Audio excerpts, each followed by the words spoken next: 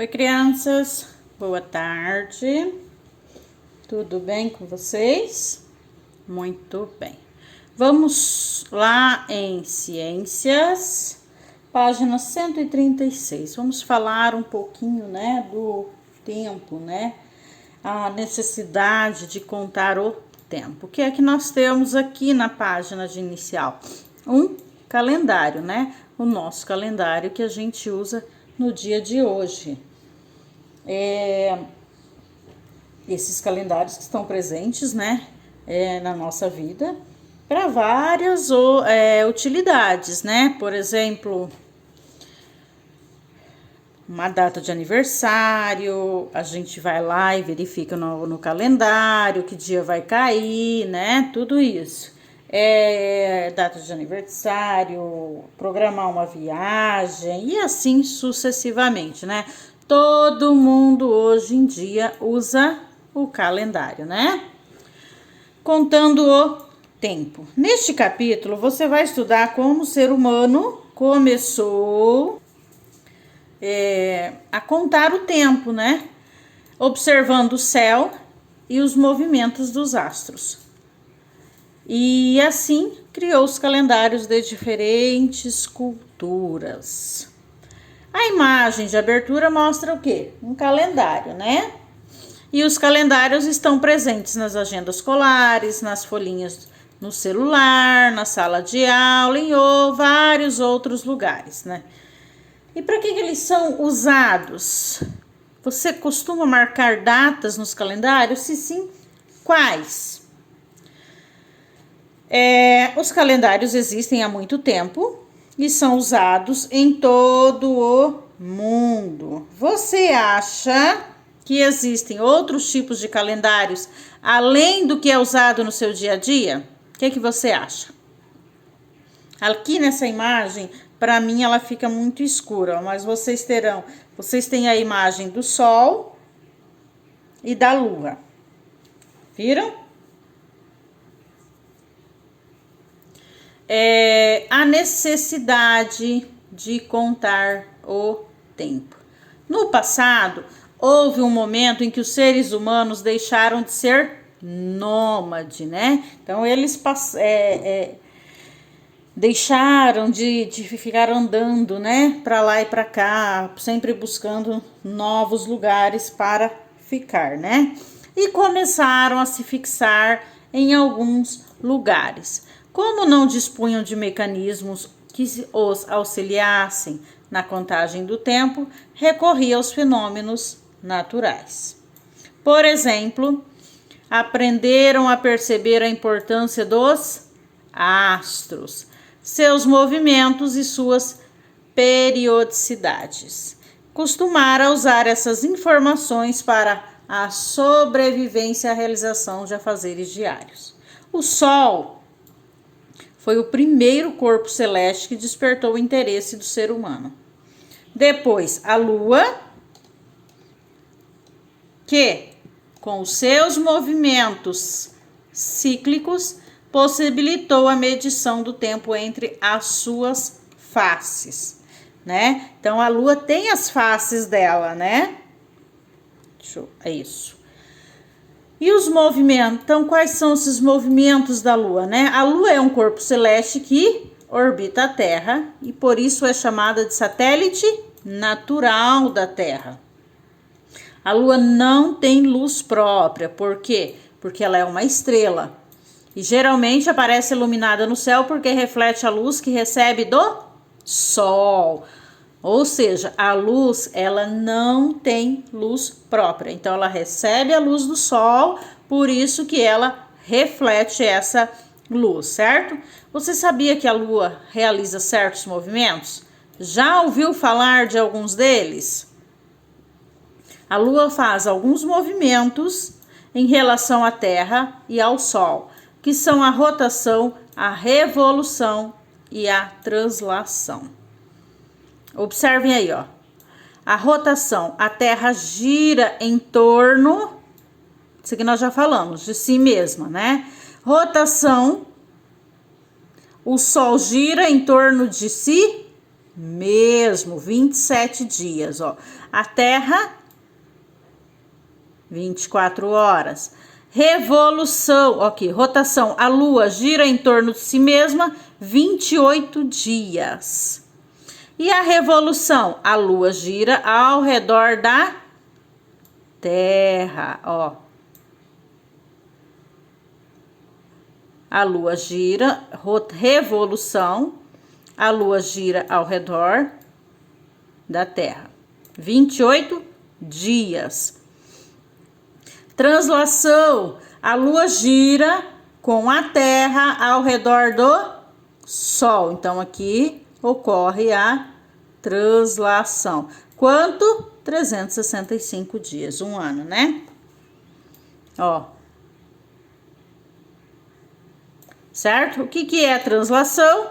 Quando a Lua, né, e a Terra giram em redor do Sol. 365 dias para fazer isso. A rotação, quando a Terra, ela gira em torno de si mesmo, né? Que é as 24 horas. E da Lua, 28 dias, e o Sol, 27 dias.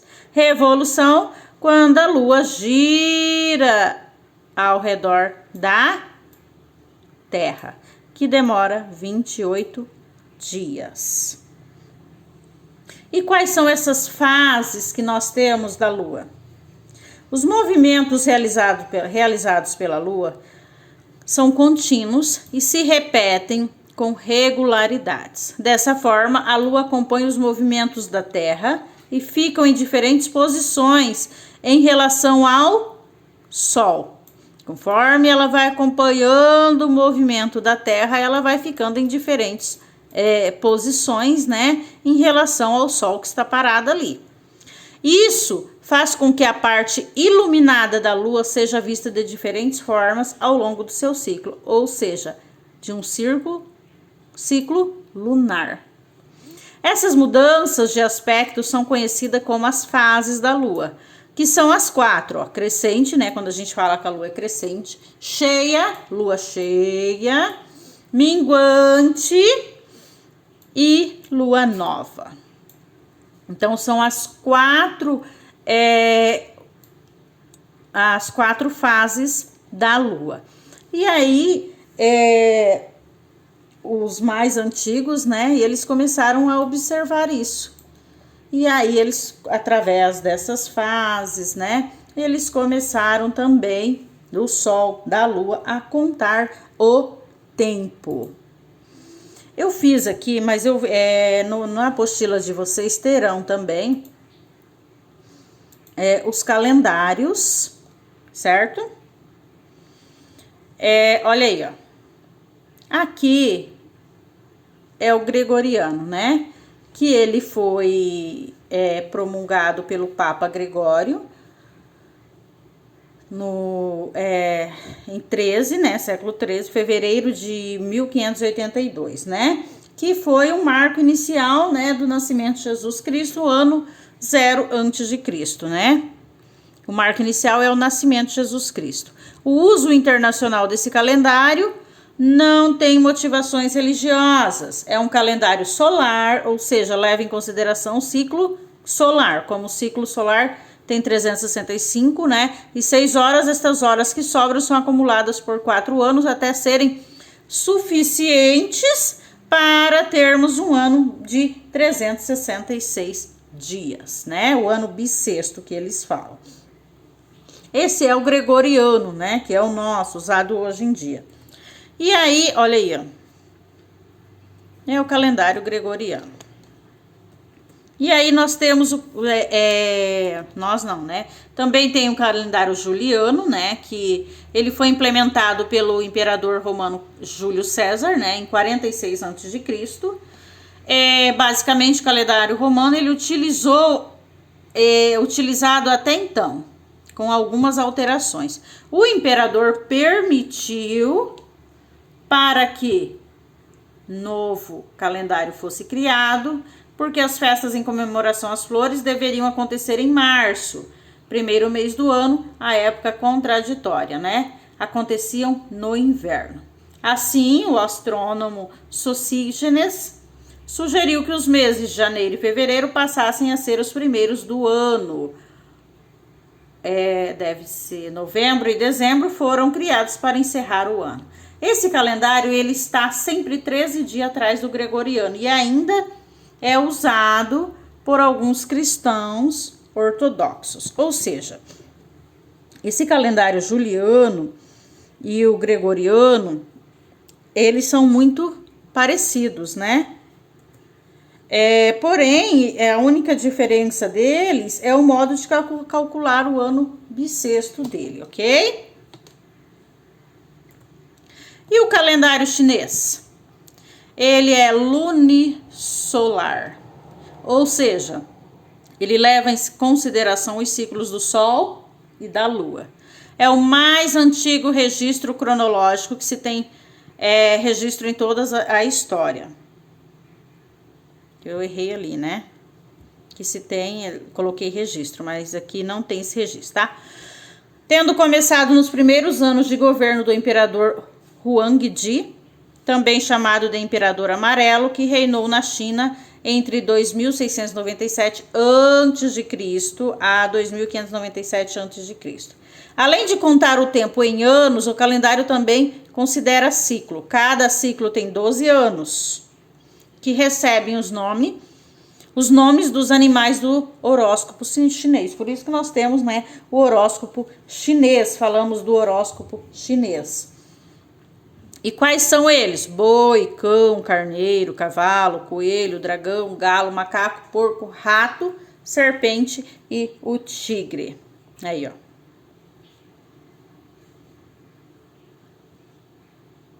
Esse é o horóscopo, o calendário chinês, né?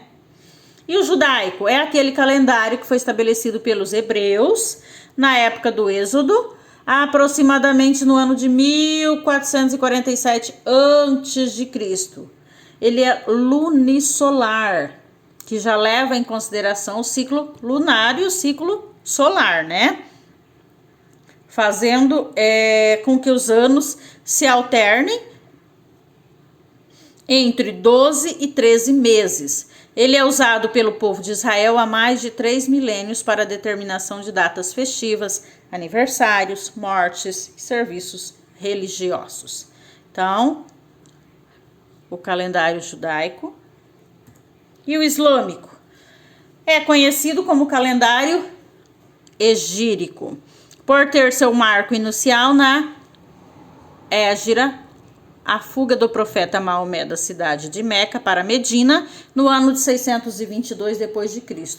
É um calendário lunar.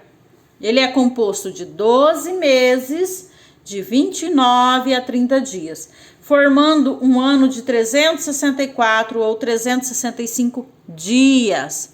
Os muçulmanos ortodoxos, eles celebram datas religiosas e festivas, como o mês de Ramadã ou o Ano Novo Islâmico, de acordo com este calendário.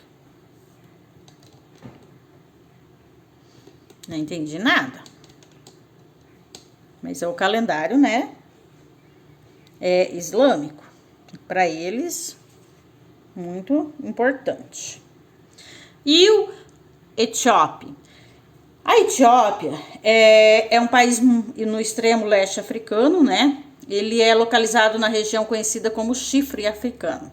A nação também tem um calendário próprio, que começa no dia 11 de setembro do calendário gregoriano, o calendário nosso, e é uma variação do calendário juliano, né? Então, eles variaram entre o gregoriano e o juliano, os primeiros que eu apresentei para vocês. Tem 12 meses de 30 dias e um mês com apenas 6 dias, ó. Um mês com 6 dias só. Outra curiosidade é que a primeira hora do dia, de acordo com o horário etíope, é o nascer do sol. Se o sol nascer 8 horas, será 8 horas, a primeira hora do dia, né? Será ali a primeira hora do dia. Se nascer às 10, será aquela primeira hora do dia. Ó, esse é de 2012. Eu não vou ler porque eu não entendo nada, tá? E Calendário Maia é o famoso e apocalíptico calendário maia que divide-se em dois, Tzolk'in e o Rabi. O Tzolk'in era um calendário de 260 dias dividido em 20 meses, utilizado para marcar rituais e datas festivas ou religiosas, composto por 18 meses de 20 dias e um período de 5 dias conhecido como Vap, em que os maias acreditavam que os portais entre o mundo dos vivos e o dos mortos se dissolviam e toda sorte de coisas ruins poderia acontecer. O Rabi ainda é utilizado por algumas sociedades maias modernas no interior do Guatemala. Eu peguei coloquei apenas uma imagem, né, para vocês. Não coloquei as duas imagens, ó, mas eu vou procurar e vou colocar. Essa é da primeira imagem, do Rabi. Mas eu vou procurar e vou colocar o outro também. Aí eu mando em anexo, tá bom? Ok, crianças? Então, assim, essa foi a nossa aula de hoje. Falamos um pouquinho, né, sobre essa necessidade do passado de contar, né, o tempo. E por isso, né, eles utilizavam o sol e a lua, né? Utilizaram os gnomos, né? Fizeram todo aquele processo com os gnomos. Os movimentos que a lua realiza, né? Como o tempo que ela leva aqui, ela leva para realizar, né? A rotação da lua, a revolução, a translação. Então, isso tudo foi utilizado pelos antigos, né? E aí foi onde eles observaram as estações, né? As fases, né? Perdão. Que aí eles começaram a perceber que a lua mudava. Não era toda, ela ficava um tempo de um jeito, depois ela ficava outro tempo de outro. Então, com isso, eles foram modernizando, né? Aprendendo como que se contava o tempo, né? Até chegar nos primeiros calendários, né? Porque tudo na vida vai evoluindo, né? E isso também, né? Começou lá de como eles viam a sombra, né? Então, tudo tem uma evolução, ok, crianças? Beijos, beijos, beijos. Até a nossa próxima aula.